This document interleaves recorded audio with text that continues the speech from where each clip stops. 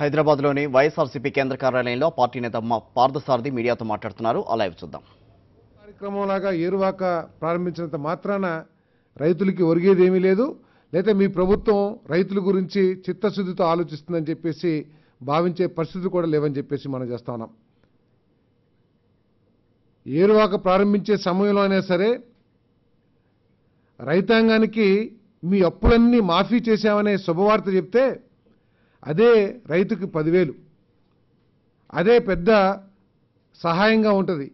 ఈరోజు బ్యాంకులకు వెళ్తే రైతాంగానికి పెట్టుబడులు లభించే పరిస్థితుల్లో ఏరువాకంటే కేవలం ఏదో టీవీల కోసమో లేకపోతే పార్టీ కార్యకర్తల కోసమో 2 ఎడ్లని చక్కగా అలంకరించి ఏదో నాగలి పట్టుకుంటమే కాదు, నాగలి కర్రు పొలంలో దించిన రోజు నుంచి మళ్ళీ పండిన పంట ఇంటికి వచ్చే వరకు కూడా ఆ రైతాంగానికి అండగా ఉంటాము అనే నమ్మకం కలిగించిన రోజునే ఒక ముఖ్యమంత్రి ఏరువాక ప్రారంభిస్తే దానికి ఉపయోగం తప్పితే కేవలం ఏదో షో కోసమో లేకపోతే పత్రికలు టీవీల కోసమో పోజిస్తే అది సరిపోదని చెప్పేసి మనం చేస్తా ఉన్నాం.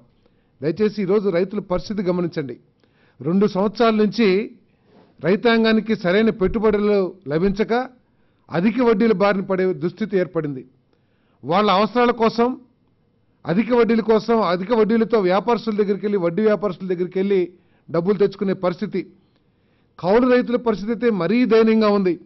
అటువైపు బ్యాంకులు ఇవ్వవు, ఇటు సైడ్ నుంచి ప్రభుత్వం సైడ్ నుంచి సహాయం ఉండదు. మరి ఇటువంటి పరిస్థితుల్లో ఏమి చేయాలి? మీరేమో చాలా గొప్పగా మేము వ్యవసాయ రుణాలన్నింటినీ మాఫీ చేస్తామని చెప్పేసి ఆశలు కల్పించి అధికారంలోకి వచ్చారు. ఆ రోజు నుంచి కూడా మరి ప్రభుత్వం ఏదో చేస్తుందని చెప్పేసి ఆశతో ఎదురు చూస్తాం. అవి ఎండమావులు అవుతామే తప్పితే ఈ రోజు వరకు కూడా రైతుకి లాభం చేకూర్చిన విషయం లేదని చెప్పేసి మనం చేస్తాం. ఎంతటి దౌర్భాగ్యం అంటే డెల్టా ప్రాంతాల్లో ప్రతి సంవత్సరం కూడా IAB meeting, irrigation advisory board meetings పెట్టి పలానా రోజున మేము కాలువల్లోకి నీళ్లు వదులుతాము, మీరు ఆకుమళ్ళు పోసుకోండి, లేకపోతే ఈ ప్రాంతాలకు మాత్రమే మేము నీరు ఇవ్వగలము, ఆ ప్రాంతాల్లోనే మీరు వరి సాగు చేసుకోండి, ఈ ప్రాంతాల్లో మీరు ఈ విత్తనాలు వాడండి అని చెప్పి రైతుకి ఒక సూచికగా, రైతుకి ఒక సహాయకారిగా ప్రభుత్వం పనిచేస్తూ ఉండేది.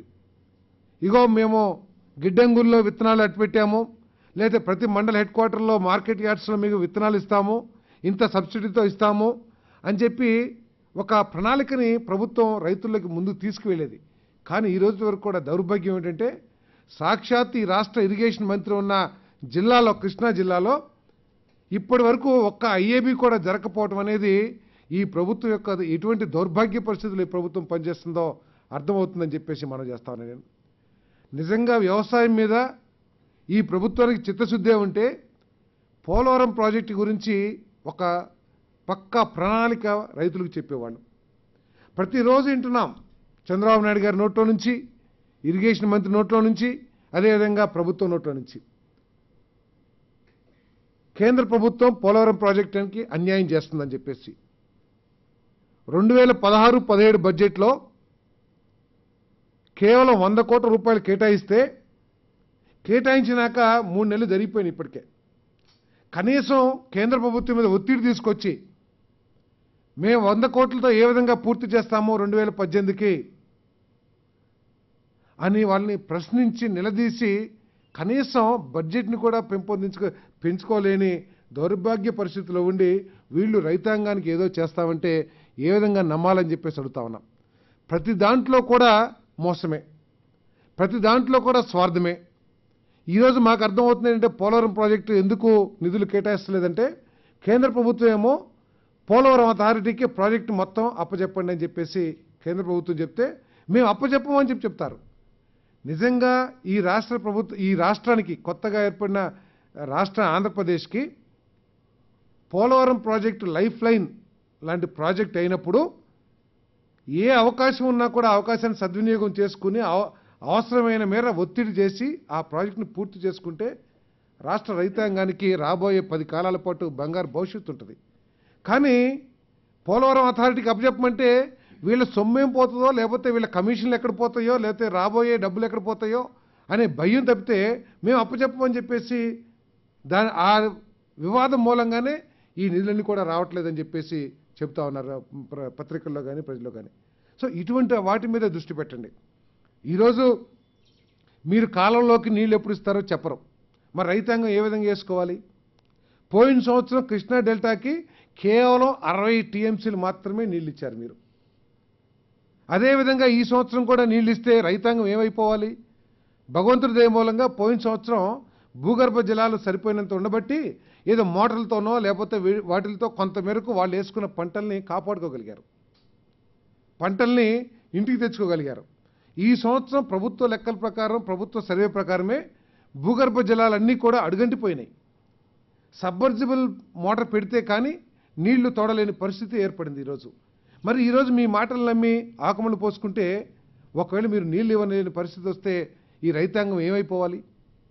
పోయిన సంవత్సరం కేవలం ప్రభుత్వం వైఫల్యం మూలంగా, ప్రభుత్వాలు చెప్పిన అబద్ధాల మూలంగా, మీరు కావాలంటే రికార్డ్స్ కూడా చూసుకోవచ్చు. మేము జూన్ 25 కల్లా నీళ్ళు ఇస్తాము, తర్వాత జూలై 15కి నీళ్ళు ఇస్తాము, పట్టుసీమ నీళ్ళు ఇచ్చేస్తాము, తర్వాత ఆగస్టు 15 కల్లా నీళ్ళు ఇచ్చిస్తామని చెప్పేసి సాక్షాత్తు ఇరిగేషన్ మంత్రి గారు అనేక దఫాలు స్టేట్మెంట్స్ ఇచ్చారు. ఆ స్టేట్మెంట్స్ ఆధారంగా కృష్ణా డెల్టాలో ఆకుమళ్ళు పోసుకుంటే ఆఖరికి ఏం పరిస్థితి ఏందో తెలుసా అండి?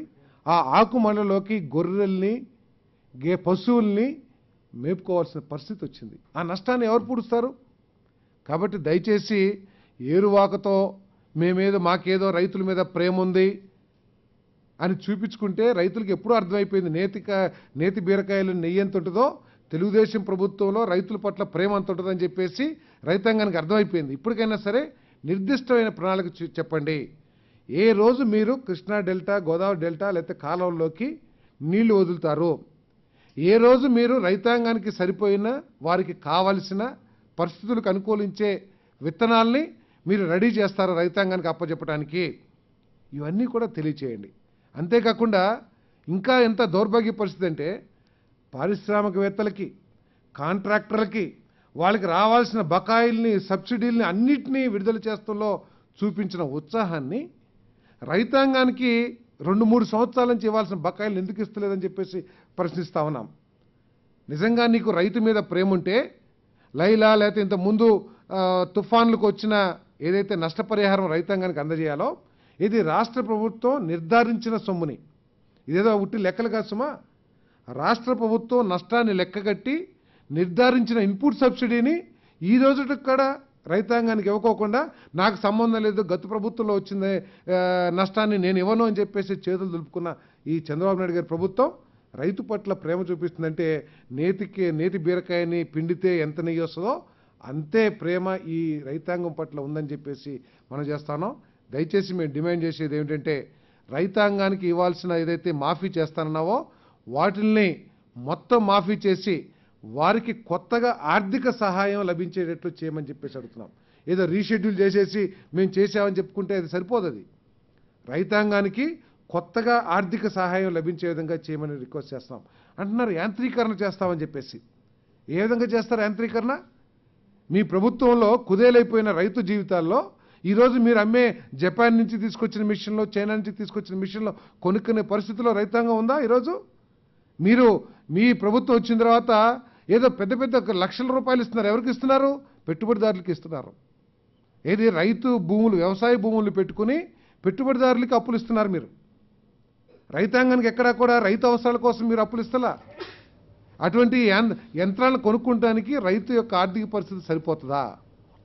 పాత అప్పులనే తీర్చినప్పుడు రైతులకి అటువంటి యంత్రాలను కొనుక్కోవడానికి ఆర్థిక పరిస్థితులు అనుకూలిస్తాయా? ఒక్కసారి ఆలోచించాలని చెప్పేసి మనం చేస్తున్నాం. ఇంకో